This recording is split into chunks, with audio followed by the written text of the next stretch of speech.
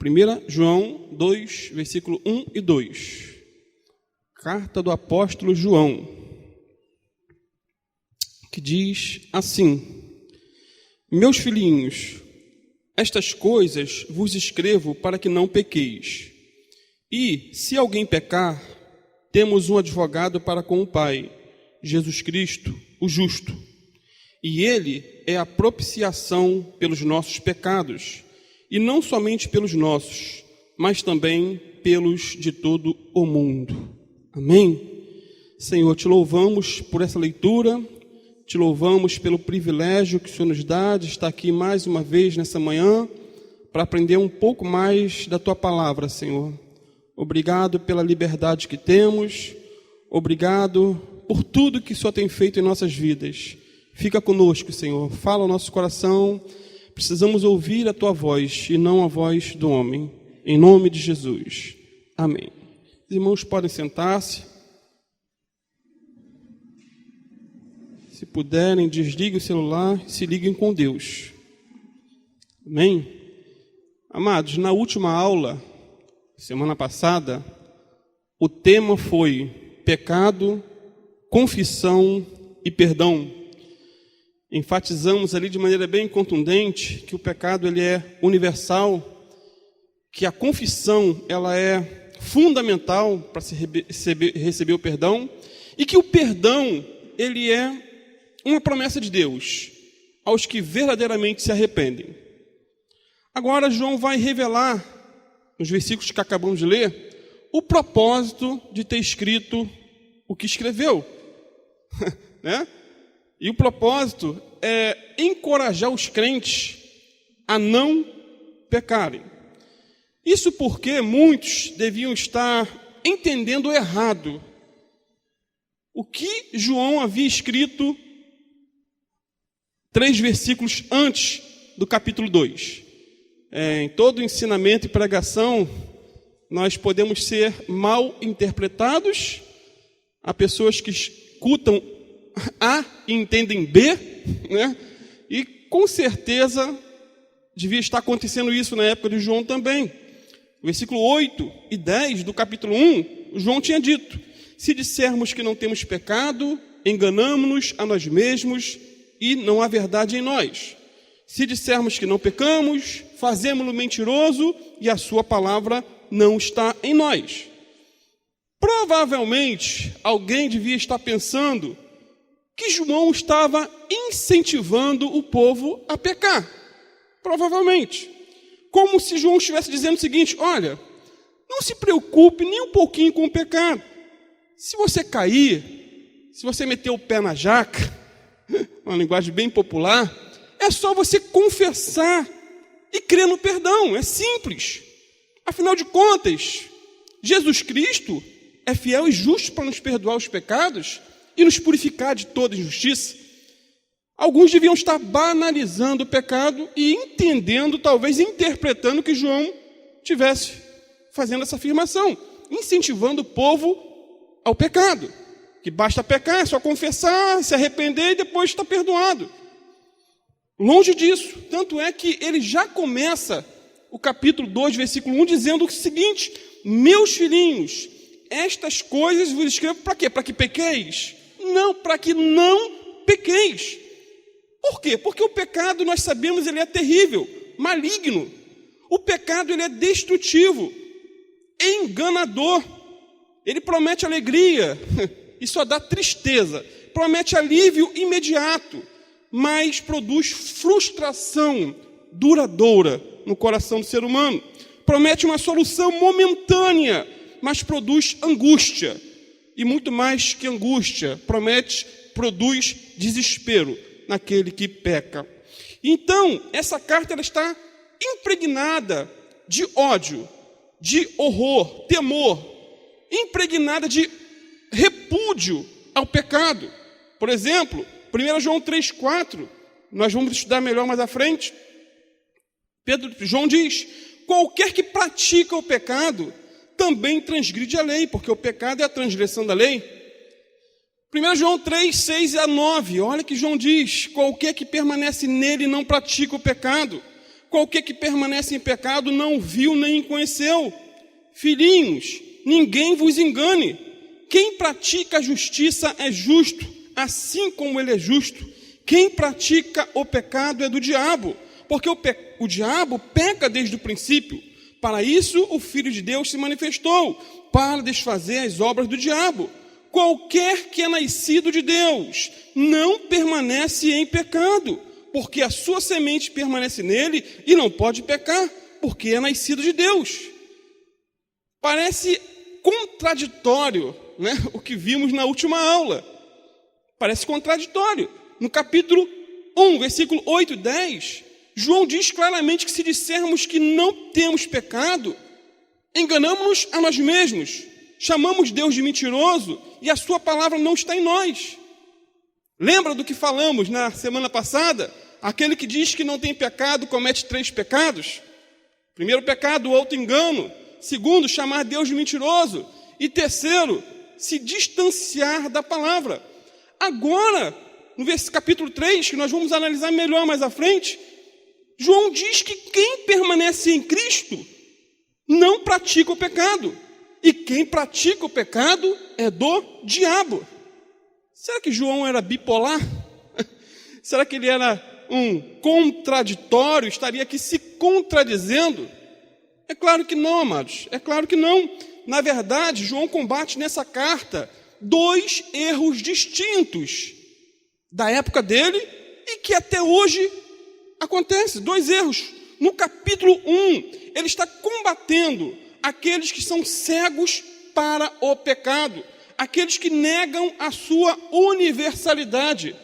João está combatendo aqueles que dizem: eu cheguei a um estado tal que não peco mais. Cheguei a uma espiritualidade tamanha que o pecado não tem mais poder sobre mim. Esse foi um extremo daquela época. Já no capítulo 3, João está combatendo os que são indiferentes e negligentes em relação ao pecado. Então, a diferença do capítulo 1 para o capítulo 3 são 2 palavrinhas. Dizer que não peca é uma delas, e a outra, permanecer na prática do pecado. Quem diz que não peca é mentiroso, e quem vive na prática do pecado é do diabo, segundo o apóstolo João. Sendo assim, o crente não vive na prática do pecado, apesar de continuar pecando. Como diz o reverendo Hernandes Lopes, o cristão não faz do pecado um hábito em sua vida. O pecado não é mais a sua atmosfera de vida. Ele não vive de maneira deliberada e insistente no pecado. No entanto, ele ainda peca, pois a perfeição moral absoluta é impossível de ser conquistada nessa vida. Então, precisamos tomar 2 cuidados importantes. Primeiro, nunca encorajar ninguém a pecar com a desculpa de que pode ser perdoado mais à frente, se ela vier se arrepender. Segundo, cuidado que temos que ter, não podemos negar a possibilidade do cristão pecar e nem negar o perdão a ele e a restauração para aquele que cai. São os 2 cuidados que precisamos ter. Nunca incentivar e também nunca fechar a porta da salvação, ou do perdão, ou da segunda oportunidade. Precisamos alertar que o pecado é terrível, que o pecado é maligno e uma ofensa à santidade de Deus. E nunca deve ser incentivado ou tolerado. Por outro lado, não podemos fechar a porta da esperança para aqueles que pecaram. E agora? Já pequei. Qual é a solução? Não podemos fechar a porta da esperança para aqueles que pecaram, que estão arrependidos e precisam de perdão. Sabiamente, eu vou citar na íntegra, Augusto Nicodemos diz que uma das maiores dificuldades que o crente sincero e fervoroso encontra na vida cristã é de lidar com seus próprios pecados, seus próprios fracassos. Quando ele peca, a sensação de culpa, de derrota e de desânimo pode deixá-lo abatido por muito tempo. E tem que deixar ele abatido sim, porque aquele que peca, que erra, seja lá qual for o pecado, e não se sente abatido, frustrado, e não se sente um fracassado, é porque tem problemas espirituais sérios. Então, quando ele peca, a sensação de culpa, de derrota e desânimo pode deixá-lo abatido por muito tempo, durante o qual ele vivencia uma luta entre o desespero e a esperança. A vontade de Deus é que o crente não cometa pecado. Entretanto, se ele vier a cair, Deus providenciou os meios pelos quais ele pode se levantar e, restaurado, continuar a vida cristã. Amém? Vou repetir. Se ele vier a cair, Deus providenciou os meios pelos quais ele pode se levantar e, restaurado, continuar a vida cristã. E esse é o motivo pelo qual estamos aqui, amados. As misericórdias do Senhor se renovam a cada amanhecer. A cada amanhecer. Por isso, João diz mais uma vez: e se alguém pecar? Esse alguém pode ser eu. Esse alguém pode ser você. Agora, se porventura viermos a pecar, que Deus nos guarde, mas se viermos a pecar, precisamos nos lembrar de pelo menos duas verdades. Primeira verdade: Jesus é o nosso advogado. É um advogado de defesa, porque nós já temos um advogado de acusação, chamado diabo, aquele que vive sempre para nos acusar diante de Deus. 1 João 2, versículo 1, meus filhinhos, estas coisas vos escrevo para que não pequeis. E, se alguém pecar, temos o quê? Um advogado junto com o Pai, Jesus Cristo, o justo. Essa palavra advogado no grego é parakletos, e significa, de modo geral, alguém que é enviado para ajudar, confortar, interceder, alguém que é enviado para estar ao lado de, ou ao lado de alguém para defendê-lo. E esse é um termo muito comum em nossos dias, né? Quem nunca precisou de um advogado? Né? Quem nunca ouviu, pelo menos, a palavra advogado? É uma palavra comum. E como nosso advogado, Jesus possui algumas características interessantíssimas. Primeiro, ele advoga a nossa causa gratuitamente. Isso é lindo. Gratuitamente. Bons advogados custam caro. Quanto mais famoso ele é, mais caro é o seu serviço. Quanto mais famoso ele é, quanto mais, não vou dizer tanto competente, mas quanto mais argumentos ele tem para defender os seus clientes, mais caro ele é. Estava lendo sobre um advogado que cobrou 10 milhões de reais para defender um ex-governador corrupto nas altas instâncias. Então, quanto maior a instância, maior é o valor. Primeira instância é um valor, segunda instância é outro valor. E quando vai para o Supremo Tribunal Federal, então, é um valor exorbitante. Ouvi sobre um outro que cobrou 15 milhões para defender um bicheiro. Olha como que é caro. Nós, por outro lado, nós temos um advogado que, apesar de ser divino, famoso e o melhor dos advogados, ele não cobra honorários. É gratuito.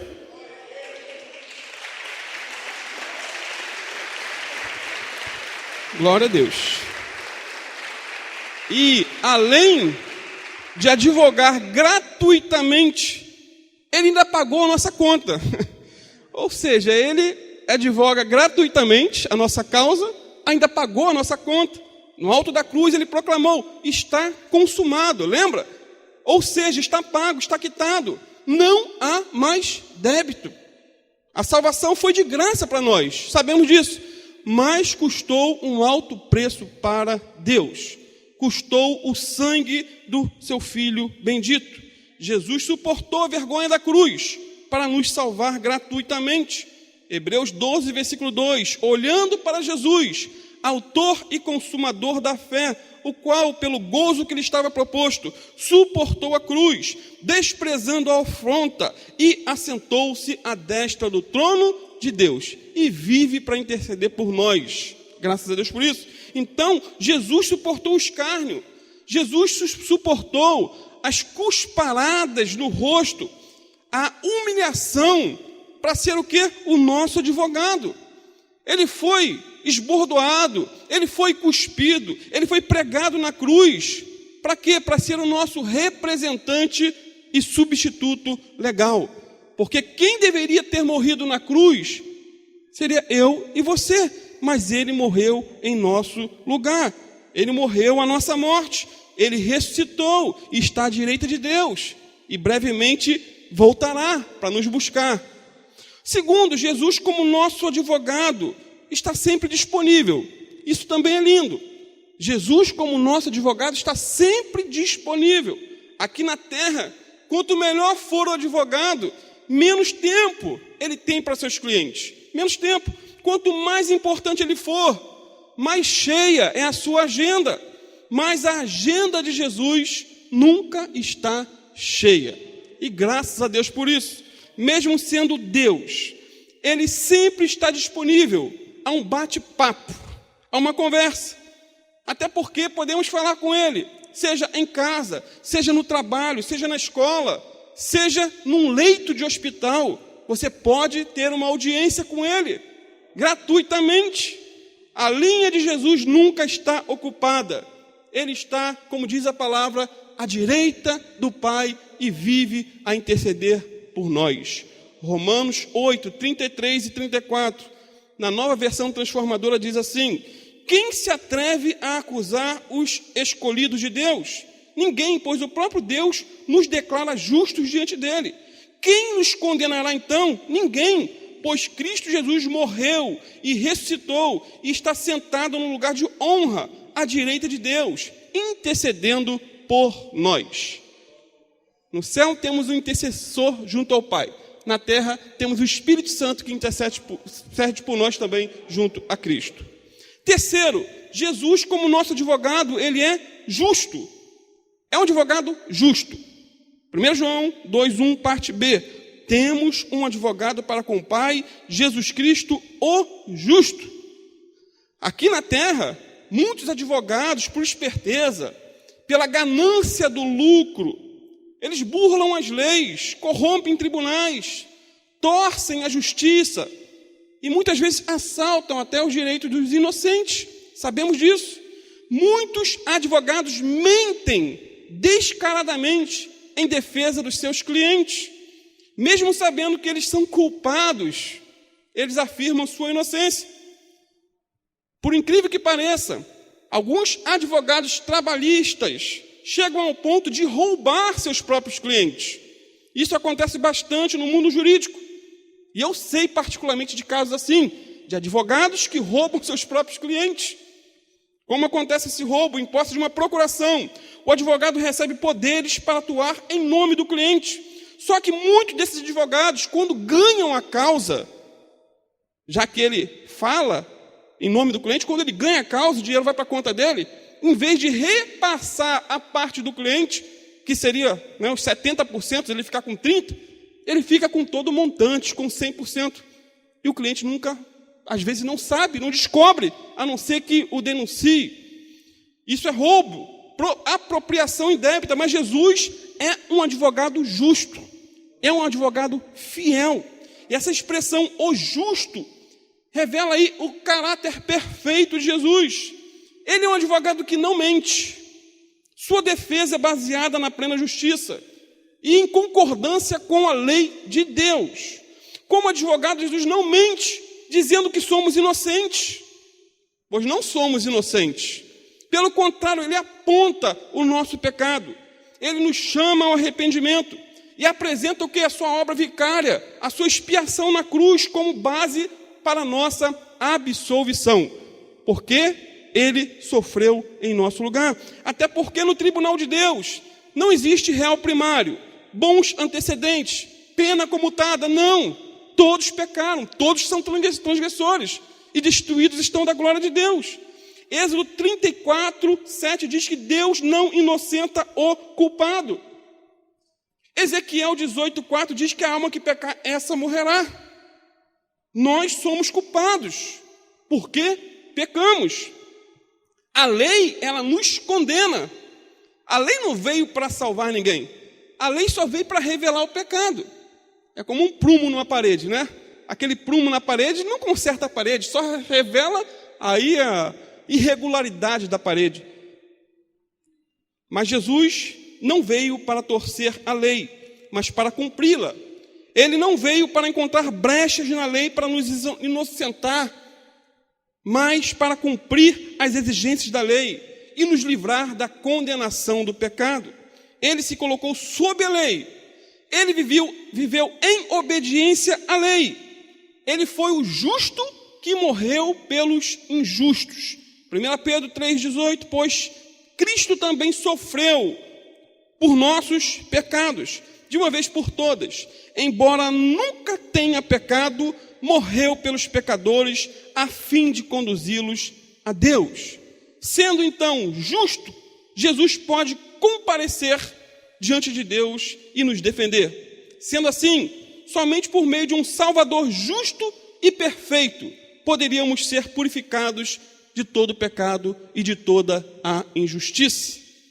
Mas um detalhe em relação a Jesus como nosso advogado, é que ele é único. Ele é único. Aqui na terra podemos escolher qualquer tipo de advogado para nos defender. Nós escolhemos, mas Jesus não é qualquer advogado. Ele não é mais um dentre tantos advogados.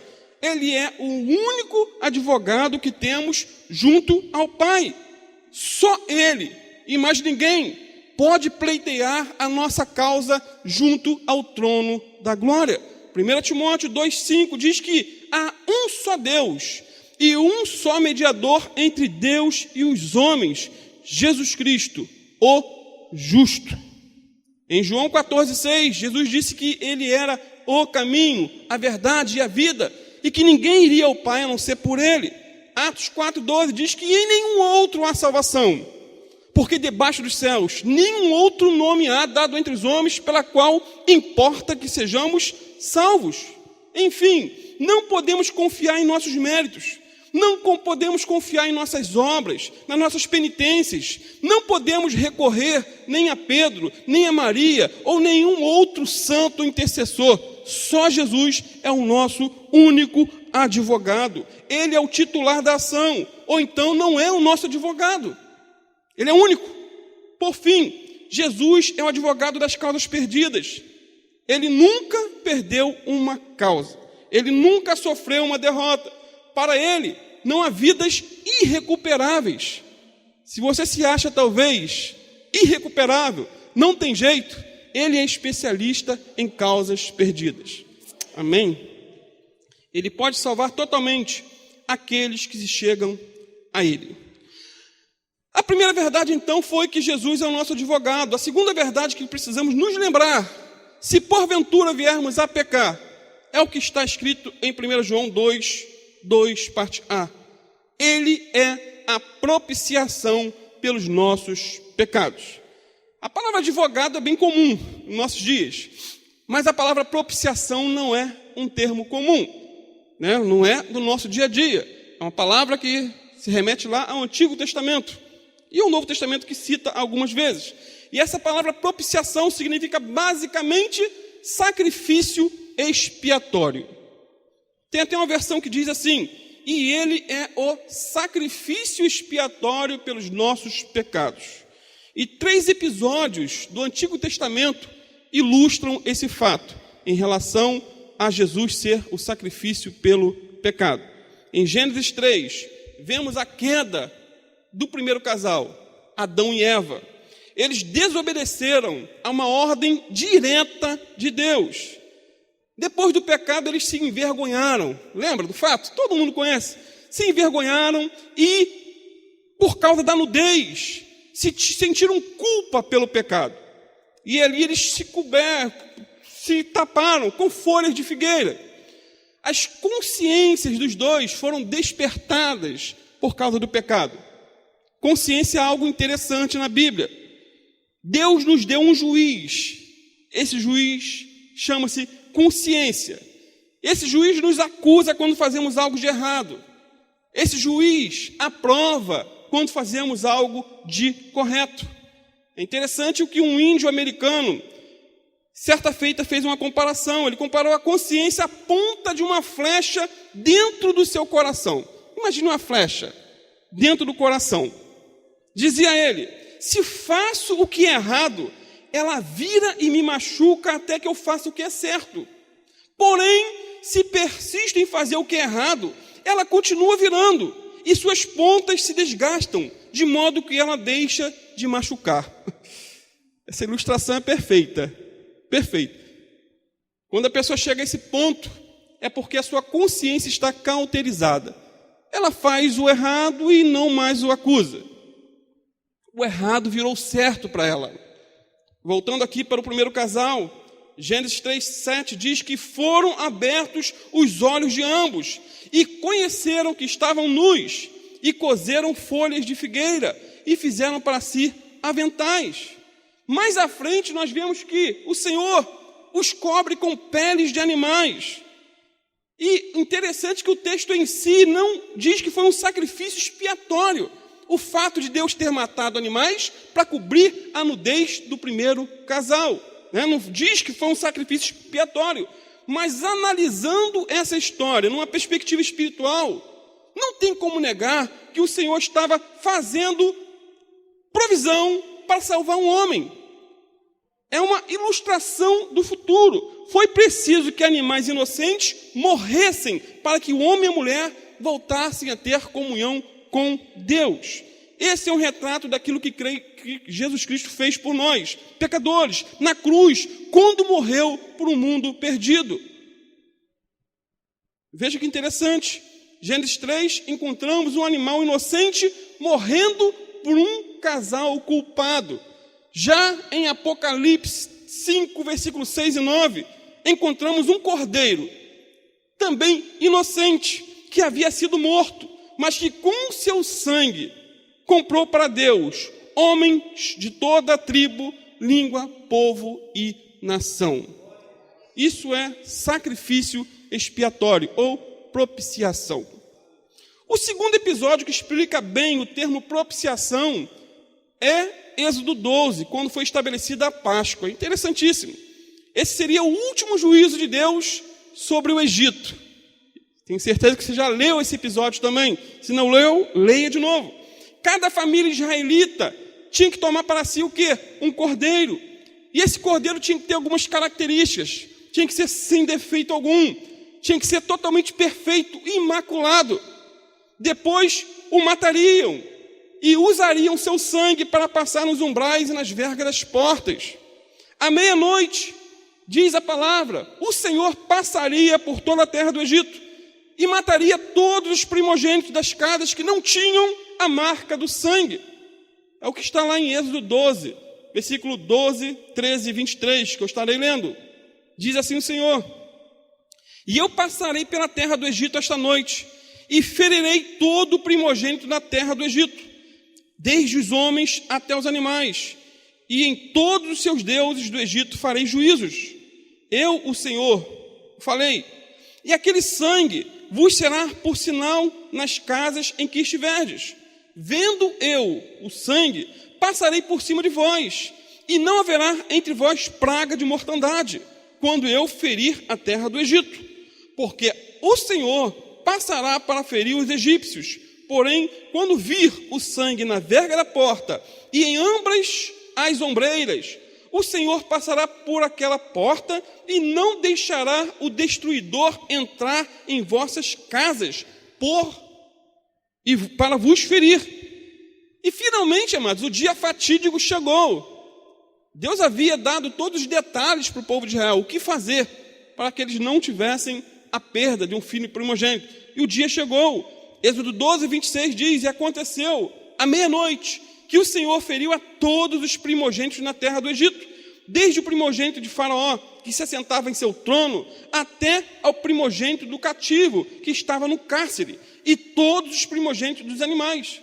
Só que o texto diz que na casa dos israelitas obedientes não houve o quê? Morte. Não houve morte. Os que não morreram simbolizam os salvos. Os que morreram simbolizam os que se perderam, aqueles que pereceram. Veja que interessante. Os judeus, amados, eles não eram melhores do que os egípcios. Todos eles estavam debaixo da condenação. Todos eles eram pecadores. Os judeus não eram melhores do que os egípcios. E os egípcios não eram mais pecadores do que os judeus. A diferença entre esses dois povos foi o Cordeiro de Deus. Simplesmente isso. Era um cordeiro, mas não um cordeiro vivo. Porque se tivesse os israelitas obedecido à voz de Deus, tivesse trazido o cordeiro para dentro de casa e deixasse ele vivo, o anjo da morte ia passar e ia matar todo mundo. O cordeiro tinha que ser morto, imolado, e o sangue aspergido nas umbrais das portas. A diferença, então, era o cordeiro. Em João 1,29, João Batista bradou em alto e bom som, dizendo: eis o Cordeiro de Deus que tira o pecado do mundo. Esse Cordeiro é Jesus Cristo. Esse Cordeiro que João anuncia tinha todas as qualificações para ser o perfeito sacrifício pelo pecado do povo. Todas. Ele era perfeito, inocente, inculpável. Hebreus 4,15 diz que em tudo Jesus foi tentado, mas não pecou. 2 Coríntios 5,21 diz que Jesus não conheceu o pecado. 1 João 3,5 diz que nele não há pecado. Ou seja, Jesus é o perfeito Cordeiro de Deus, que tira o pecado do mundo. E mesmo sendo santo e inculpável, ele precisou morrer e derramar o seu precioso sangue para nos comprar de volta para Deus. Então, assim como os filhos de Israel não tinham outro meio de livramento, a não ser pela confiança no sangue do Cordeiro Pascual, nós também não temos outra salvação, a não ser a nossa confiança no precioso sangue de Jesus, o Cordeiro de Deus. E mais, não foi a vida, mas sim a morte do Cordeiro que salvou o povo do Egito. Como eu já disse, não foi a vida, mas foi a morte. Hebreus 9,22 diz que sem derramamento de sangue não há o quê? Remissão de pecados. Levítico 17,11 diz também: porque a vida da carne está no sangue, pelo que vou-lo tenho dado sobre o altar, para fazer expiação pelas vossas almas, porquanto é o sangue que fará expiação pela alma. Algumas pessoas admiram e muito a vida de Jesus, né? Existem muitas e muitas biografias e livros com títulos A Vida de Jesus, mas não aceitam a sua morte na cruz. Ou seja, amam a sua vida, mas detestam a sua morte. Contudo, foi sua morte na cruz que pagou o preço da nossa salvação. Jesus foi o nosso substituto. Ele morreu em nosso lugar e sofreu o julgamento por nosso pecado. 700 anos antes de Jesus nascer, Isaías já estava falando sobre a morte. Jesus nem tinha nascido como homem, e Isaías já estava declarando a sua morte, em Isaías 53, 4 e 5. Verdadeiramente, ele tomou sobre si as nossas enfermidades, e as nossas dores levou sobre si. E nós o reputávamos por aflito, ferido de Deus e oprimido. Mas ele foi ferido por causa das nossas transgressões e moído por causa das nossas iniquidades. O castigo que nos traz a paz estava sobre ele, e pelas suas pisaduras fomos sarados. Amém? O terceiro episódio que nos ajuda a entender Jesus como a propiciação pelos nossos pecados é a própria palavra em si, propiciatório. Propiciação e propiciatório são palavras bem parecidas. E o que era o propiciatório? Significa o lugar onde a propiciação é feita. Propiciatório, especificamente, era a tampa de ouro da Arca da Aliança. Essa arca ficava no Santo dos Santos, na parte mais importante do templo, no interior do templo. E dentro da arca estava o quê? As tábuas da lei, o vaso com maná, né? E a vara de Arão que havia florescido. Só o sumo sacerdote entrava no Santo dos Santos, e isso uma vez por ano. O que ele fazia ao entrar nesse Santo dos Santos? Ele entrava para fazer expiação pelos seus próprios pecados e também pelos pecados do povo. Qual elemento ele levava consigo para o interior desse templo? Levava sangue de animais. Sabe o que esse sacerdote fazia? Ele derramava o sangue sobre o propiciatório, derramava o sangue sobre a tampa de ouro da arca da aliança. Agora veja que interessante, dentro da arca estavam o quê? As tábuas da lei. A lei, ela nos condena. A lei diz expressamente que nós, individualmente, somos culpados. A lei diz que o salário do pecado é a morte, que Deus não inocenta o culpado, que não há um justo sobre a terra. Então, quando o sumo sacerdote derramava sangue sobre a tampa do propiciatório, estava com isso dizendo que o pecado do povo estava debaixo do sangue. Isso aplacava a ira de Deus. Mas o sangue aspergido sobre a tampa não era sangue, era sangue de animais. Era sangue impuro, que não tinha poder algum de purificar pecados. No entanto, tudo isso, amados, era um tipo do que Jesus faria num futuro um pouco longínquo. Na cruz não foi derramado sangue de animais, mas o precioso sangue de Jesus. De tal maneira que o povo no Antigo Testamento, eles eram salvos por olharem para o futuro, por crerem que um Salvador, um justo morreria pelos injustos. Hoje nós somos salvos por olhar para o passado, por crer num Cristo que já veio, que já derramou seu sangue por nós. Então, assim como um animal perfeito sofreu juízo no lugar do povo, da mesma forma Deus aplacou ou aplicou o seu juízo em seu Filho na cruz do Calvário, e isso por amor. Nós é que deveríamos morrer. Não cansamos de falar isso. Nós é que deveríamos morrer, mas Jesus morreu por nós. E ao terceiro dia ressuscitou para a nossa justificação. E um dia voltará para nos levar para si mesmo. E graças a Deus por isso. Aquele sangue derramado sobre o propiciatório para cobrir os pecados do povo simbolizava de maneira esplêndida o sangue de Jesus derramado na cruz para nos purificar de todo o pecado. Tudo isso Deus fez por amor. Por amor. Não porque Ele tenha visto em nós muitas qualidades, qualificações, muita pureza. Foi por amor, simplesmente. É o que o próprio João vai dizer, 1 João 4,10. Nisto está o amor, não em que nós tenhamos amado a Deus, mas em que Ele nos amou e enviou seu Filho para propiciação pelos nossos pecados. Eu não posso deixar de citar na íntegra o que William Hendricks disse sobre o assunto. Ele disse o seguinte: Deus tomou a iniciativa desse amor por um mundo pecaminoso, ao dar o seu Filho para cobrir os pecados e remover a culpa. O resultado dessa dádiva foi a morte de Jesus na cruz. Jesus tornou-se um sacrifício aceitável para restaurar e redimir o homem da maldição que havia contra ele. Com seu sacrifício expiatório, Jesus remove o pecado e a culpa. Exige uma confissão do pecado por parte do crente e intercede em favor dele diante de Deus.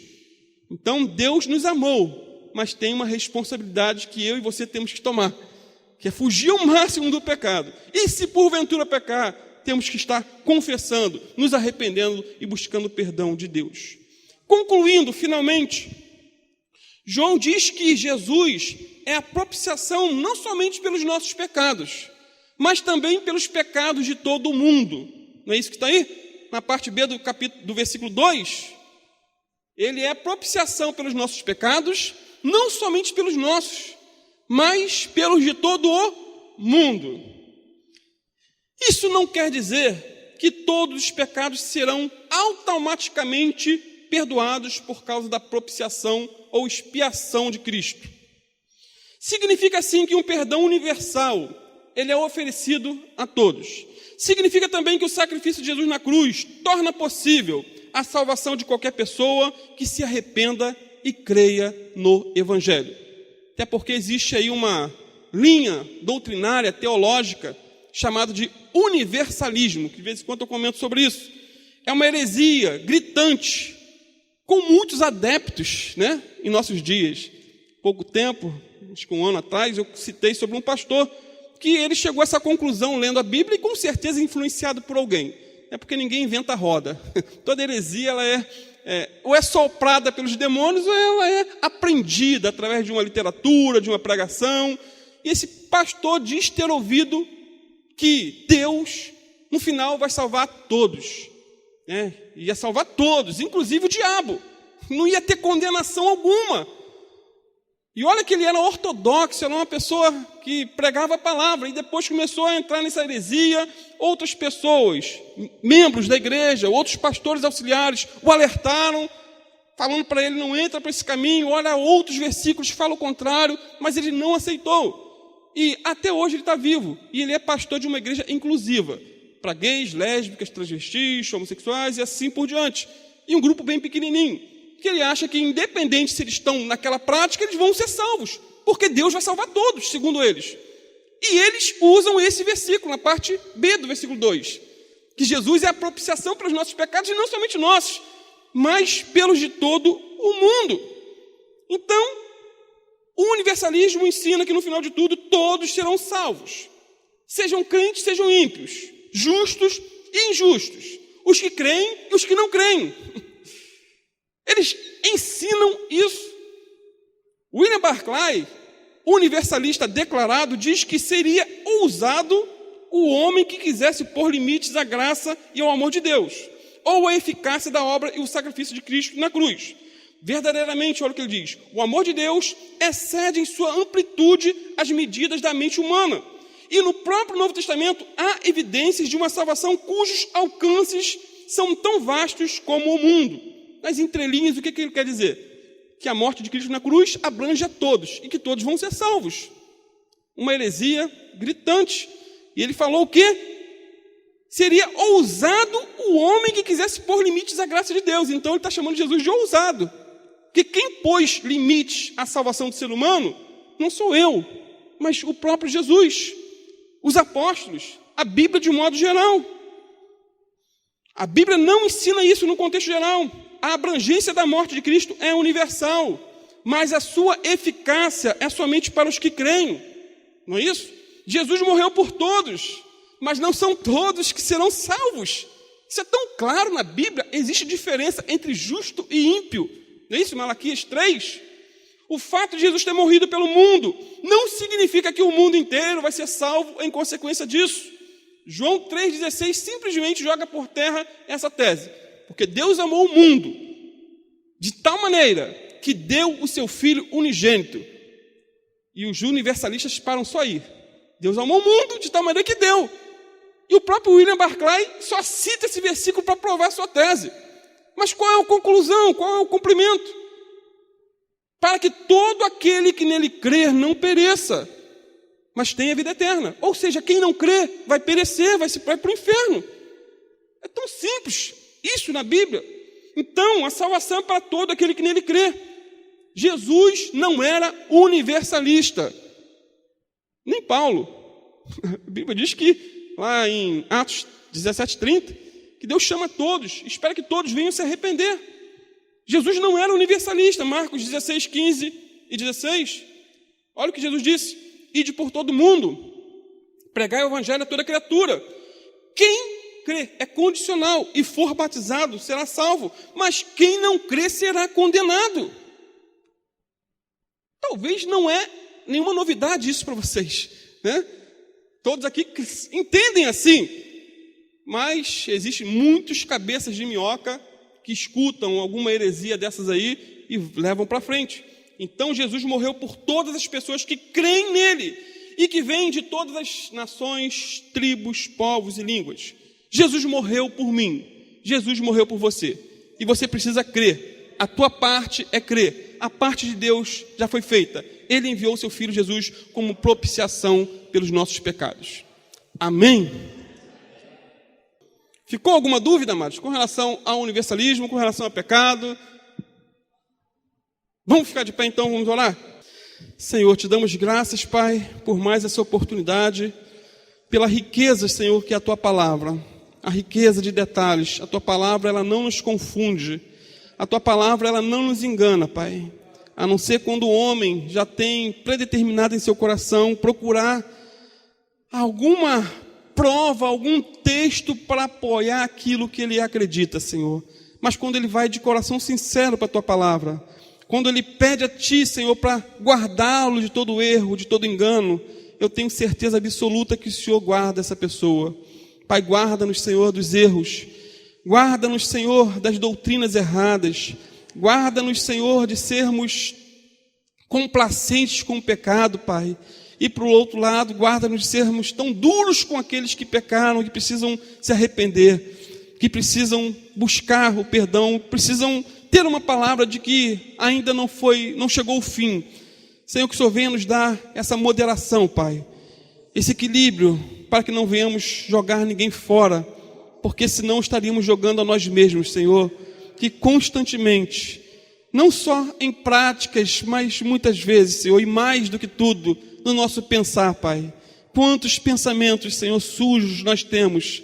Que o Senhor venha nos ajudar, Senhor, a termos pensamentos puros, limpos, pensamentos, Senhor, bons, pensamentos virtuosos, Senhor, que tudo seja para a Tua glória, Pai. Toma nosso dia em Tuas mãos, Senhor. Abençoa cada um aqui, Senhor. Pai, aqueles que caíram durante a semana, que o Senhor venha convencê-los, Senhor, do pecado. Tua palavra diz que é Teu Espírito Santo que convence o homem do pecado, da justiça e do juízo. Pai, e só Ele pode nos levar também ao verdadeiro arrependimento, Pai. E precisamos ser convencidos também. Ajuda-nos, Senhor, a andar em santidade. Ajuda-nos, Senhor, a andar na verdade. Ajuda-nos, Senhor, a pregar a Tua palavra. Ajuda-nos, Senhor, a viver o Teu Evangelho na íntegra, Pai. No nome de Jesus, cobre-nos com o sangue do Cordeiro. Lava nosso coração com o sangue de Jesus Cristo. Ah, Senhor, perdoa os nossos pecados nessa manhã. Perdoa, Pai, toda omissão, toda comissão. Perdoa todo pecado oculto, Senhor. Todo pecado do pensamento, Pai. Lava a nossa alma, Senhor. Nós cremos, Senhor, no poder e na eficácia do sangue de Jesus para nos limpar de todo pecado. Carecemos de Ti, Senhor. Carecemos de perdão. Carecemos de purificação. E carecemos que o Senhor venha nos pegar pelas mãos e nos colocar de pé para a honra e glória do Teu nome, Pai. Ajuda-nos, Senhor, a ir até o fim. Ajuda-nos, Senhor, a perseverar, Senhor, na Tua presença. Guarda-nos, Senhor, da apostasia. Guarda-nos, Senhor, do desvio, Senhor. Seja desvio moral, doutrinário. Ah, Senhor, tem misericórdia de nós. Ah, Pai, nos guarda, Senhor, das heresias, de livros, de pregações. Pai, tudo aquilo que possa nos contaminar. Que o Senhor venha nos dar discernimento, Pai. Abrir os nossos olhos para que venhamos detectar ao longe, Senhor, tudo aquilo que é enganoso, tudo aquilo que é danoso para a nossa alma, Pai. É o que eu te peço nessa manhã, no nome precioso do Teu Filho Jesus. Fica conosco, dá-nos um ótimo dia e que o culto da noite seja uma bênção para a glória do Teu santo nome. Em nome de Jesus. Amém.